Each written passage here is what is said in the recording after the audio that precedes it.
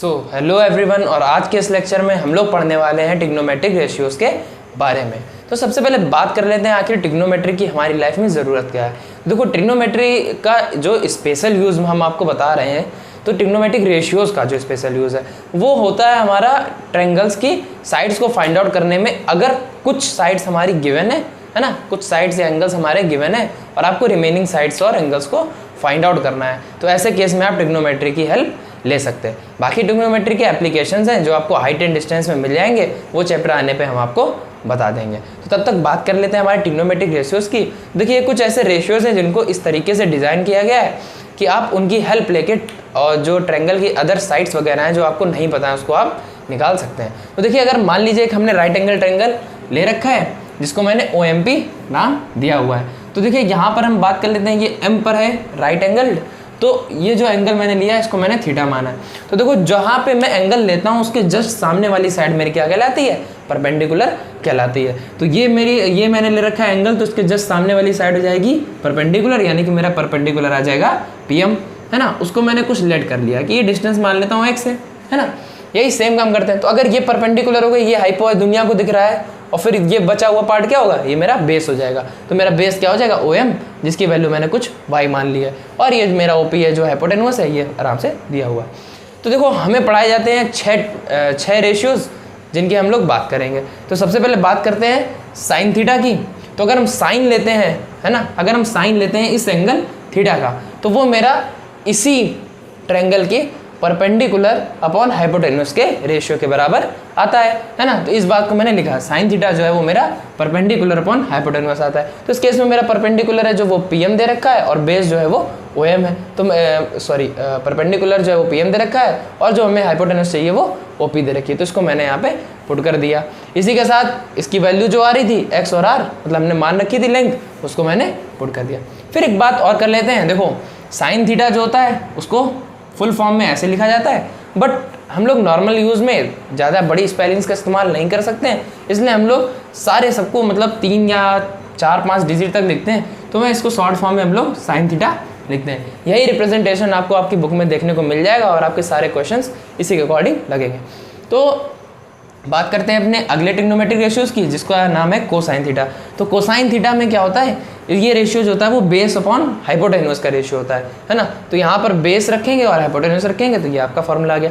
इसी टाइप से टेंजेंट को अगर देखें, है ना, तो टेंजेंट ऑफ थीटा जो होती है वो परपेंडिकुलर अपॉन बेस के बराबर होती है। तो ये 3 बातें अगर आपने याद कर ली तो रही 3 बातें मैं आपको और अच्छे से समझा सकता हूँ। तो देखिए, अगर साइन जो है वो हमारा परपेंडिकुलर अपॉन हाइपोटेन्यूस होता है, तो मैं आपको एक बात बताऊँगा कि जो ये साइन है और ये कोसेकेंट है, ये दोनों एक दूसरे के रेसिप्रोकल होते हैं, एक दूसरे के रेसिप्रोकल होते हैं। तो अगर ये sine theta perpendicular upon hypotenuse है, तो कोसेकेंट थीटा जो होगा वो हाइपोटेन्यूस अपॉन परपेंडिकुलर हो जाएगा। ये बात आपको समझ में आई होगी। इसी तरीके से कोसाइन थीटा जो होता है वो जस्ट रेसिप्रोकल होता है सेकेंड थीटा का। तो अगर आप सेकेंड थीटा निकालना चाहते हैं तो आप हाइपोटेन्यूस बेस अपॉन हाइपोटेन्यूस को हाइपोटेन्यूस अपॉन बेस लिख दीजिए, है ना। इसी टाइप से ये जो टेंजेंट थीटा होता है ये रेसिप्रोकल होता है आपका कोटेंजेंट थीटा का। तो इस तरीके से आप रहे बचे 3 रेशियोज़ को निकाल सकते हैं, और आगे वाले 3 को याद कर सकते हैं। अब अगर आपको ऊपर वाले 3 भी याद करने में प्रॉब्लम आ रही है कि कैसे ये परपेंडिकुलर अपॉन हाइपो कब है, बेस अपॉन हाइपो कब है, मैं कंफ्यूज हो रहा हूँ, तो आप सिर्फ एक सीरीज़ याद कर लो कि साइन के बाद कॉस आता है और कॉस के बाद टेन आता है। तो अगर आप 3 बार, ये ऐसी सीरीज़ मतलब कोई सीरीज़ है नहीं, बस इस सीरीज़ को अगर आपने याद कर लिया तो मैं आपको एक ट्रिक बताऊँगा, ठीक है। ये ट्रिक कुछ ऐसी है कि आपको P लिखना है और उसके नीचे HB लिखना है ना। ऐसा आपको लिखना है। याद करने के लिए पाकिस्तान भूखा प्यासा और हिंदुस्तान हरा भरा। खैर, हम चाहते नहीं कि कोई भूखा रहे, पर कर्म गंदे करोगे तो गरम मतलब गंदा फल भुगतोगे, तो ये आपकी प्रॉब्लम है। तो कोई बात नहीं, लेकिन हम बुरा नहीं कहेंगे, पर आप याद करने के लिए इस्तेमाल कर सकते हो। अगर आपके पास कोई और नया फंडा है तो आप उसको भी अप्लाई कर सकते हो। तो कुल मिला के आपको इतना याद रखना है कि मुझे पहले PB लिखना है, फिर उसके नीचे HB लिखना है। इसके बाद क्या करना है, मैंने आपको सीरीज़ बताई कि आप सबसे पहले साइन याद रखें, फिर कॉस याद रखें, और फिर टेन याद रखें। इसको आपने इसके ऊपर लिख दिया। इसके बाद आपको क्या करना है, देखो साइन के नीचे क्या आ रहा है, पर P अपॉन H, यानी कि परपेंडिकुलर अपॉन हाइपो। तो देखो, साइन का फॉर्मूला जो होता है वो परपेंडिकुलर अपॉन हाइपो होता है ना। इसी टाइप से अगर आप कॉस को देखें तो ये बेस अपॉन हाइपो निकल के आएगा। तो ये आपका बेस अपॉन हाइपो के बराबर होता भी है। इसी तरीके से अगर आप tan को देखें तो परपेंडिकुलर अपॉन बेस आ जाएगा। तो इस तरीके से आप शॉर्ट फॉर्म में इसको याद कर सकते हैं। और अगर आपको ये 3 पता है तो फिर ये 3 जो है वो उसी के रेसिप्रोकल्स होते हैं, तो वो भी आप निकाल सकते हैं। देखिए tan का जो रेसिप्रोकल होता है वो कॉट होता है, तो अगर आप कॉट लिखोगे तो कॉट को क्या लिख दोगे, बेस अपॉन परपेंडिकुलर। तो देखो बेस अपॉन परपेंडिकुलर मेरा कॉट का फॉर्मूला आता भी है। कहाँ है कॉट, कॉट टेंजेंट ये है, बेस अपॉन परपेंडिकुलर, ठीक है। तो ये आपको समझ में आ रहा होगा। तो ये कॉट है, कॉस का उल्टा जो होता है वो सेक होता है, और साइन का उल्टा जो होता है वो कॉसेक होता है। तो ये रहे आपके शॉर्ट फॉर्म में रिप्रेजेंटेशंस, और ये रहे आपके ट्रिग्नोमेट्रिक रेशियोज। तो इन रेशियोज को आप याद भी कर सकते हैं, याद करने की मैंने आपको ट्रिक भी बता दी है। तो अगर आपने इतनी बात को बहुत अच्छे से समझ लिया है तो फटाफट से इसका स्क्रीनशॉट ले लो, या फिर पॉज करके वीडियो उसको नोट कर लो। फिर हम बात करते हैं आगे की।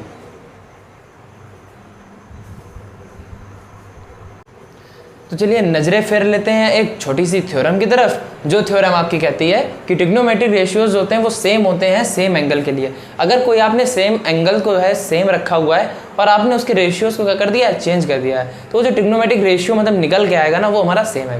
कहने का मतलब क्या है, कहने का मतलब ये है कि देखिए एक ये मैंने 2 लाइनें दे रखी थी, मतलब एक एंगल रखा था थीटा, ठीक है। फिर मैंने इस यहाँ पर से एक पॉइंट लिया था P, उससे एक परपेंडिकुलर डाला और वो यहाँ पे आया तो उसको मैंने नाम दिया M, है ना।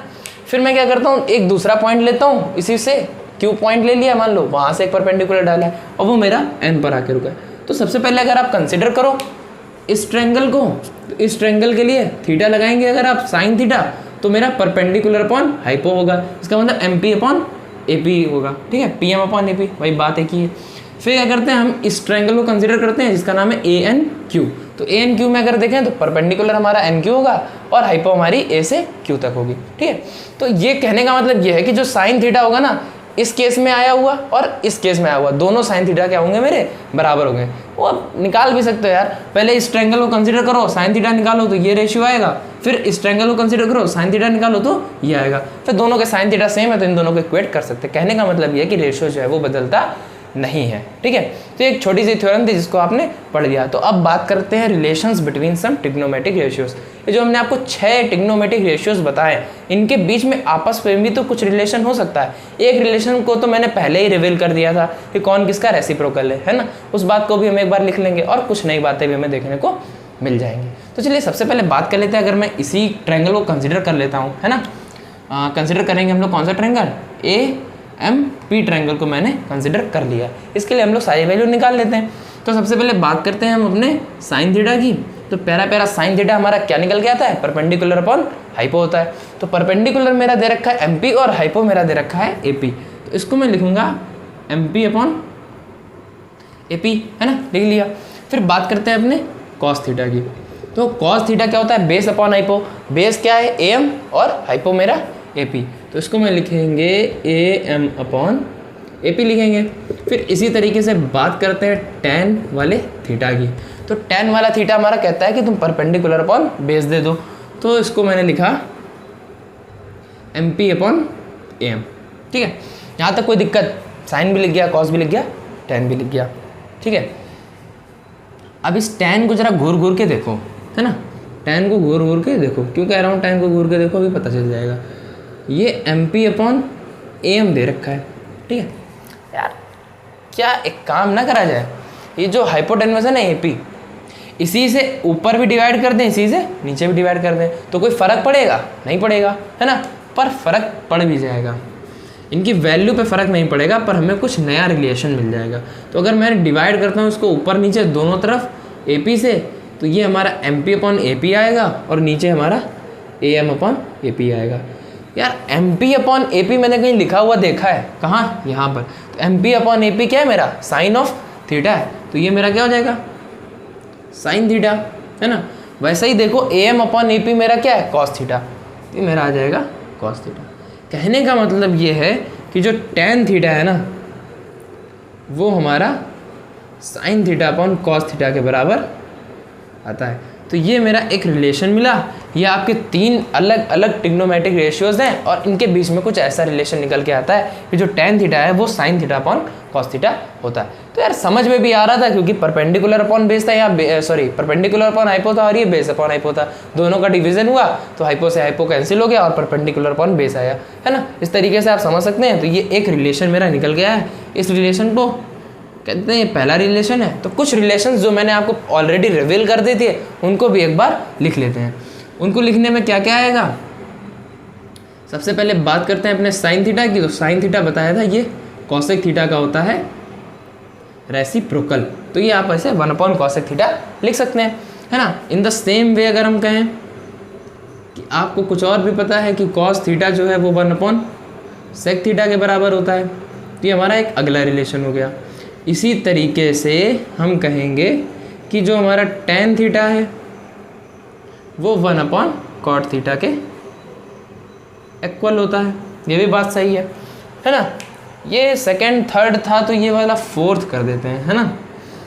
फर्स्ट वाला रिलेशन मैंने इधर लिख दिया है। अब अगर ये tan की वैल्यू है तो tan जो है वो 1 cot होता है, तो अपने आप समझ में आ रहा होगा कि cot थीटा की वैल्यू क्या हो जाएगी, रेसिप्रोकल ऑफ tan, मतलब रेसिप्रोकल ऑफ tan, इसको पलट दो तो ये cos theta upon sin theta आ जाएगी। अब यार कुछ ऑब्जर्व करो, देखो tan थीटा है sin theta upon cos theta, cot theta है cos theta upon sin theta. तो अगर इन दोनों को पकड़ के मारूं मल्टीप्लाई तो ऊपर से नीचे वाला कैंसिल, नीचे से ऊपर वाला कैंसिल। देखो आराम से देखो, इसको मैंने क्या करा, tan थीटा और cot थीटा का अगर मल्टीप्लाई कर दिया, देखो tan थीटा है इंटू cot ऑफ थीटा है, तो हमको क्या देखने मिल जाएगा, हमको देखने को मिलेगा इधर sin theta upon cos theta का multiply cos theta upon sin of theta में, ये देखने को मिलेगा। तो cos से cos कैंसिल, sin से sin कैंसिल, वैल्यू आएगी 1। इसका मतलब अगर tan theta into cot theta करते हैं तो ये वैल्यू हमारी 1 के बराबर आ जाती है। तो ये कुछ रिलेशंस हैं सिंपल से जो आप डायरेक्ट फार्मूला देख के भी समझ में आ रहे होंगे और इनको आप अपने कॉपी में मेंशन करेंगे, साथ ही साथ अपने दिमाग में भी मेंशन कर लेंगे। तो इतनी बात आप करिए, मेंशन लीजिए स्क्रीनशॉट या पॉज करके वीडियो करिए नोट। इसके बाद बात करते हैं कुछ प्यारे प्यारे और छोटे छोटे क्वेश्चंस की। तो शुरू करते हैं अपने पहले क्वेश्चन के साथ। ये क्वेश्चन हमारा कह रहा है कि in a triangle ABC right angle at A, एक ट्रायंगल दे रखा है ABC जिसका राइट एंगल A पर है। देखो ये इंफॉर्मेशन है मेरे लिए सबसे ज़्यादा इंपॉर्टेंट। तो सबसे पहले ड्रॉ करते हैं एक राइट एंगल ट्रायंगल और उसका जो राइट एंगल है ना वो A पर है, तो बाकी फिर BC कहीं पर भी लिख दो, है ना, B और C, ये बात हो गई मेरी। दूसरी बात यह है कि इसमें AB जो है वो 5 दे रखी है, AB को 5 लिखना है, AC को 12 लिखते हैं और BC को लिखते हैं 13। ये मेरे इन्फो आपकी गिवन थी। फिर अगली बात कह रहा है कि आप फाइंड कर दो साइन B cos C और tan B। चलिए शुरू करते हैं। कैसे शुरू करते हैं, साइन ऑफ B चाहिए, एंगल B का साइन चाहिए। तो सबसे पहले देखो एंगल B कहाँ है, एंगल B तो मेरा यहाँ पर दे रखा है। तो एंगल B को अगर मैं रेफरेंस लेता हूँ, बोला ना जिस एंगल को लेते हैं उसको ध्यान से देखो, एंगल B को अगर रेफरेंस लिया है तो उसके जस्ट सामने वाली साइड क्या कहलाएगी, परपेंडिकुलर कहलाएगी। तो फिर ये वाली जो साइड होगी वो मेरी क्या कहलाएगी, बेस। तो ये रहा मेरा परपेंडिकुलर और ये रहा मेरा base. Only in the case of angle B, अगर मैं एंगल B को कंसिडर कर रहा हूँ, क्योंकि देखो एक राइट एंगल ट्रायंगल बन जाने के बाद एक तो एंगल होता है जो राइट एंगल हो गया, बचते हैं 2 एंगल। तो इन दोनों में से किसी भी एंगल के थ्रू आप ट्रिग्नोमेट्रिक रेशियोज को लिख सकते हैं। तो फिर आप जिस एंगल के थ्रू लिख रहे हैं तो उस एंगल के जस्ट अपोजिट वाली साइड जो होती है वो हमारी परपेंडिकुलर होती है, और ये जो हाइपो है वो अलग से दिखाई देती है क्योंकि वो 90 डिग्री के सामने वाली होती है। तो 90 डिग्री के सामने वाली साइड तो ऑब्वियस सी बात है कि हाइपो होगी, बचती हैं 2 साइडें, तो उनको आपको डिसाइड करना होता है अपने एंगल के अकॉर्डिंग। तो अगर मैंने इस एंगल को कंसिडर किया है तो मेरा परपेंडिकुलर ये होगा और बेस ये होगा, और अगर मैंने इस एंगल को कंसिडर किया है तो मेरा परपेंडिकुलर ये हो जाएगा और बेस ये हो जाएगा। तो मैं होप करता हूँ कि आपको ये बात समझ में आ गई होगी कि कब किसको परपेंडिकुलर लेना है और कब किसको बेस लेना है। तो अगर इतनी सी बात आपको गई है चमक, तो फटाफट से लगाते हैं इस क्वेश्चन को। तो सबसे पहले बात करते हैं, रेफरेंस लेता हूँ मैं किसको, B को। तो with reference to angle B, है ना, मैंने एंगल B को ले रखा है अपना रेफरेंस। तो with reference to angle B बात करेंगे हम लोग, with reference to angle B। तो एंगल B का अगर मैंने लिया है रेफरेंस, तो ये रहा मेरा एंगल B यानी कि थीटा। तो इसके जस्ट सामने वाली साइड मेरी हो गई है परपेंडिकुलर। तो इस केस में मेरा परपेंडिकुलर है 12 और मेरा बेस है वो है 5 और जो हाइपोटेन्यूस है वो है 13। तो अब तुम मुझसे जो भी पूछो, मुझे पी, बी और एच पता है, तो मैं आराम से कोई भी ट्रिग्नोमेट्रिक रेशियो बता सकता हूँ। तो फिर तुमने मुझसे पूछा है क्या, साइन ऑफ बी पूछा है। तो देखो साइन ऑफ बी है, साइन मतलब होता है परपेंडिकुलर अपॉन हाइपो, और बी के केस में परपेंडिकुलर है 12 और हाइपो है मेरा 13। तो ये आपका 12/13 आ गया। देखो बी एंगल वाला कोई और बंदा हो तो उसको भी फाइंड आउट कर ले। कॉस तो सी का है, टेन जो है वो भी बी का है, तो टेन ऑफ बी भी फाइंड आउट करते हैं, है ना, लगे हाथ, इसको भी सॉल्व कर लेते हैं। तो टेन ऑफ बी की बात कर रहे हो, टेन का मतलब होता है परपेंडिकुलर अपॉन बेस, और इस केस में मेरा परपेंडिकुलर हो रखा है 12 और बेस हो रखा है 5, तो ये मेरा 12/5 आ जाएगा। ईजी सी बात है, कर ली, है ना। अभी क्या रह गया, ये फाइंड हो गया, ये फाइंड हो गया, रह गया है cos of C. Cos of angle C कह रहा है, तो अब मुझे रेफरेंस क्या लेना पड़ेगा, एंगल सी को अपना रेफरेंस मानना पड़ेगा। तो फिर मैं लिखेंगे क्या बात कि with reference to angle C, अगर एंगल सी को मैंने लिया है अपना रेफरेंस, तो इसी फिगर को बनाएंगे दोबारा, है ना। मार्कर हो रखा है बीमार, है ना, जब मन होता है तब चल देता है। तो ये हो गया ए बी और ये रहा मेरा सी। ये था आपका 90 डिग्री, मतलब ये हाइपोटेन्यूस है, ऑब्वियस सी बात है, कुछ सोचना नहीं है। एंगल सी को अगर रेफरेंस लेता हूँ तो इसके सामने वाली साइड ये होगी, तो ये मेरी हो जाएगी परपेंडिकुलर और ये साइड हो जाएगी मेरी बेस। तो सब कुछ दिया हुआ है, तो इस केस में परपेंडिकुलर की वैल्यू 5, बेस की वैल्यू 12 और हाइपोटेन्यूस तो सेम ही रहने वाली है, वो है 13। तो बात समझ में आई, मैंने दोबारा से पी भी नहीं लिखा है, तो पी की वैल्यू 5 आएगी इस केस में, बी की वैल्यू 12 और ये 13। तो निकालना है हमको कॉस सी, तो कॉस का मतलब होता है बेस अपॉन हाइपोटेन्यूस, तो बेस इस केस में मेरा 12 है और हाइपोटेन्यूस भाई ऑब्वियस सी बात है 13, तो ये आपका 12/13 आएगा। तो वो समझने वाली बात ये थी कि आप किस एंगल को रेफरेंस ले रहे हैं, उसके अकॉर्डिंग आपको सॉल्व करना है। अगर आप छोटी सी गलती अगर आप कर देंगे तो क्वेश्चन आपका गलत हो जाएगा, ठीक है। तो इसी के साथ ये छोटा मोटा नन्हा मुन्ना क्वेश्चन होता है खत्म। बात करते हैं, तो देखिए ये रहा आपका अगला क्वेश्चन। इस क्वेश्चन में आपको गिवन है कि जो साइन ए है उसकी वैल्यू 3/5 है, आपको कॉस ए और टेन ए बताना है। आपको कुल मिला के एक ट्रिग्नोमेट्रिक रेशियो दे दिया है और आपसे बाकी के कुछ ट्रिग्नोमेट्रिक रेशियोज पूछ लिए गए। तो देखो इसको करने के लिए यार एक चीज़ सोचिए, आप साइन ए की वैल्यू दे रखी है, कॉस ए की देखिए, अच्छी बात है, पर साइन का और कॉस का कोई हमें ऐसा रिलेशन पता नहीं है जिसके थ्रू हम इस बात को फाइंड आउट कर सकें, है ना। तो मेरी गाड़ी यहाँ पर आके अटक गई। दूसरी बात ये कि जो साइन होता है वो परपेंडिकुलर अपॉन हाइपो होता है, बट कॉस के केस में हमको बेस अपॉन हाइपो चाहिए, है ना। तो मेरी बात जो है वो यहाँ पे क्लियर हो नहीं पा रही है। तो क्या करते हैं, तो एक काम करते हैं, सबसे पहले बना लेते हैं एक डायग्राम, है ना, इसके बाद देखते हैं कि क्या हो सकता है, ठीक है। तो ये रहा मेरा एक प्यारा सा डायग्राम जिसमें ये एंगल रहा 90 डिग्री। तो साइन ए की बात हो रही है, मतलब साइन ऑफ एंगल ए की बात हो रही है। तो देखो लिख लेते हैं, साइन आपका होता क्या है, साइन आपका होता है परपेंडिकुलर अपॉन हाइपो। इसका मतलब ये जो भी ट्रायंगल है उसका परपेंडिकुलर मेरा 3 होगा और इसकी हाइपोटेन्यूस मेरी 5 होगी। तो देखो ये एंगल ए है, इसका मतलब ये रहा परपेंडिकुलर, तो परपेंडिकुलर मेरा 3 है और हाइपोटेन्यूस 5 है। आपने पढ़ा है एक चीज़, क्या, एक साइंटिस्ट है पाइथागोरस, उन्होंने एक थ्योरम दी थी राइट एंगल ट्रायंगल के लिए। वो थ्योरम ये कहती है कि अगर आप हाइपोटेन्यूस का स्क्वायर लें, है ना, हाइपोटेन्यूस का स्क्वायर लें, तो वो परपेंडिकुलर के स्क्वायर और आपके बेस के स्क्वायर दोनों के सम के बराबर आता है ना। ये थ्योरम आपने पढ़ चुकी, मतलब आपने पढ़ रखी होगी पहले से। तो यहाँ पे हम बात करेंगे, अप्लाई करेंगे क्या, अप्लाइंग पाइथागोरस थ्योरम।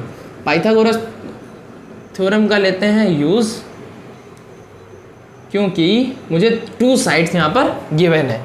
देखो एक साइड नहीं पता है, अगर राइट एंगल ट्रायंगल की 2 साइड्स गिवन है, एक साइड नहीं पता है, आराम से पाइथागोरस का फॉर्मूला चिपकाओ और आप अपनी तीसरी साइड जो है वो आप फाइंड आउट कर लो, और जहाँ तीसरी साइड आई वहीं से हमारा गेम पलट जाएगा, है ना। तो फटाफट से क्वेश्चन लग जाएगा। तो पाइथागोरस थ्योरम को करते हैं अप्लाई। तो चलिए स्टार्ट करते हैं। सबसे पहले लेते हैं अपना क्या, हाइपोटेन्यूस। हाइपोटेन्यूस ए सी, तो ये फॉर्मूला मैंने लिखा हुआ है ऑलरेडी, है ना, बार बार लिखने का कोई मतलब नहीं है।